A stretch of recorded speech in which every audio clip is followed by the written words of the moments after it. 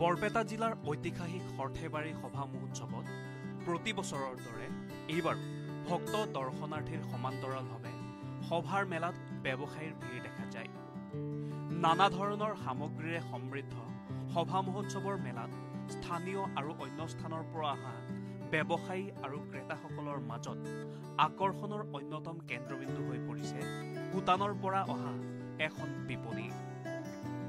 ভূটানৰ এই বিপণীখনত তুলনামূলকভাৱে উন্নতমানৰ আৰু বজাৰ দৰতকৈ কম মূল্যত লাভ কৰা ভূটানৰ সামগ্ৰীসমূহৰ প্ৰতি অসমৰ ক্ৰেতাসকলে যথেষ্ট আগ্ৰহ দেখুওৱা পৰিলক্ষিত হৈছে। সভা পৰিচালনা সমিতিৰ তথ্য অনুসৰি এইবাৰ মেলাত মুঠ ১৪০০খন স্থায়ী বিপণী আৰু ৪০০খন অস্থায়ী বিপণী আছে। মোটামুটি আমাৰ স্থায়ী দোকান হৈছে ১৪০০মান স্থায়ী দোকান হয় আৰু অস্থায়ী দোকানো আপোনাৰ ৪০০-৫০০মান অস্থায়ী দোকান হয়। যিখিনি আমি ষ্টল নিদিওঁ তেওঁলোকে ৰাস্তাই ঘাটে বা আমাৰ মুকলি যায় ঠাই যিখিনি থাকে তাত তেওঁলোকে বহিলে সেইখিনিক আমি অস্থায়ী চাই। জোতা, চেণ্ডেল, বাচন বৰ্তন, কাপোৰ আৰু ঘৰুৱা কাম কাজত ব্যৱহৃত সামগ্ৰী আদি সুলভ মূল্যত উপলব্ধ হোৱা বাবে ক্ৰেতাসকলে যথেষ্ট ভিৰ কৰা পৰিলক্ষিত হৈছে।